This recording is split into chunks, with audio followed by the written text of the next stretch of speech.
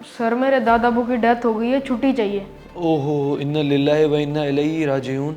ठीक है बेटा, आप जाएं, कल आ जाइएगा। जी सर।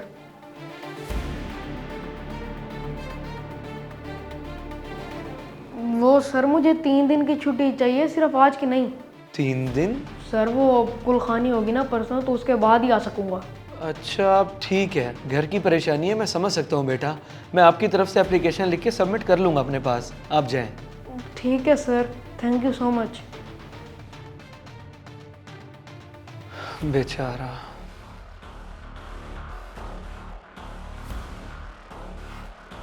वाह भाई, मज़ा ही आ गया। सर ने कितना जल्दी मेरी बात पर यकीन कर लिया। अब कुछ दिन बाद नानी अम्मा का बहाना करके और छुट्टियां ले लूँगा सर से। चलो अब जाके बैट बॉल उठाता हूँ और क्रिकेट खेलने जाता हूँ।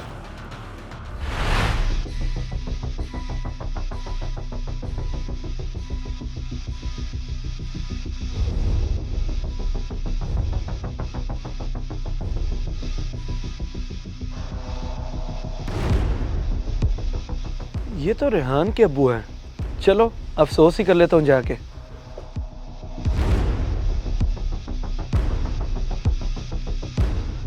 अस्सलाम वालेकुम जनाब। अरे वालेकुम सलाम सर। जनाब, बहुत ही दुख हुआ आपके वालिद साहब का सुन के। बस अल्लाह की मर्जी के काम है। दुख? किस बात का दुख? मैं कुछ समझा नहीं। वो बच्चे ने बताया था कि उसके दादा अब्बू की डेथ हो गई है। मैंने आपको देखा यहाँ पे तो सोचा कि आपके वालिद साहब का अफसोस ही कर लूँ। सर मेरे अब्बा को तो फौत हुए 4 साल हो गए हैं। रेहान ने झूठ बोला है आपसे, ऐसी तो कोई बात नहीं है। क्या झूठ? माजरत, मैंने इतना कुछ बोल दिया आपको, जबकि वो तो दादाजी की डेथ के नाम पे स्कूल से 3 छुट्टियां भी ले गया है। सही, और मुझे बोला है कि स्पोर्ट्स हो रहे हैं स्कूल में। आज तीसरा दिन है, रोज़ बैट उठा के बगैर यूनिफॉर्म के निकल जाता है। इसकी तो खबर लेता हूँ ना मैं घर जाके। नहीं नहीं, आप उससे कोई बात मत करिएगा, वरना जिद में आ जाएगा वो। मैं अपने तरीके से बात करता हूँ उससे, समझ जाएगा, डोंट वरी।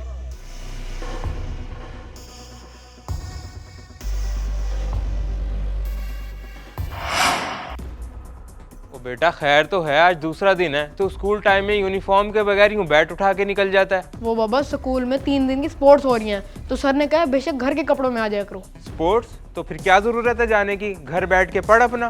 बाबा जाना ज़रूरी है, सर ने कहा कि कोई बच्चा छुट्टी नहीं करेगा और ट्यूशन टाइम से पहले आ जाऊंगा, डोंट वरी। सही है सही है, तेरे सर ने कहा है तो जा फिर। पता नहीं क्यों की है इसने ये हरकत।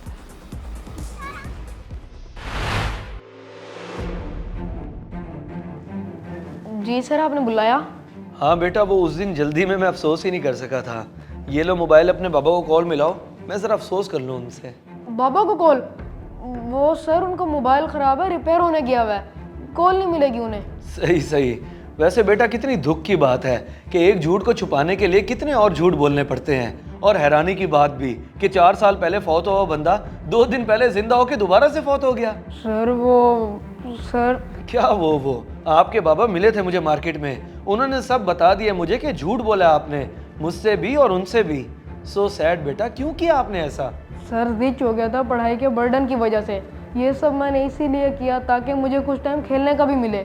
मुझे क्रिकेट का बहुत शौक है, मगर बाबा ने इतनी रूटीन टफ की हुई है कि स्कूल से वापस जाके खाना खा के एक ट्यूशन, फिर उसके फ़ौरन बाद दूसरी ट्यूशन, रात तक पढ़ता ही रहता हूँ। अच्छा, यानी कि इन 3 दिनों में आपने स्कूल से छुट्टी करके मुझसे और अपने बाबा से झूठ बोल के सिर्फ क्रिकेट ही खेली है?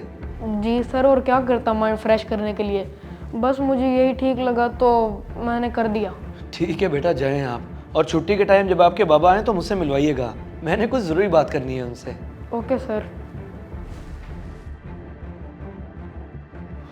जितना बर्डन बच्चे पे पढ़ाई का डाला हुआ है, और क्या करता बेचारा।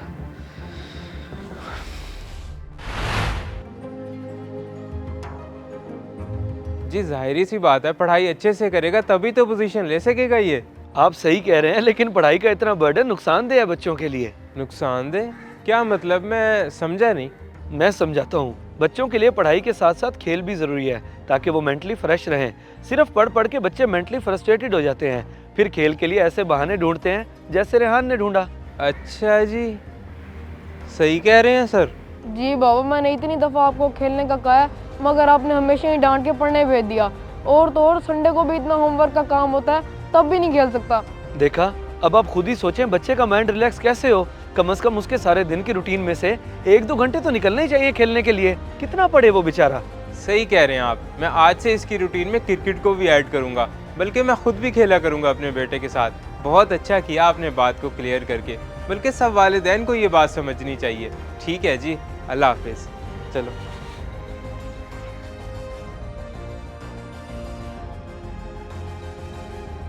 इस मैसेज को सदका जारिया समझ के ज़्यादा से ज़्यादा शेयर करें, शायद आपकी वजह से किसी की इस्लाह हो जाए।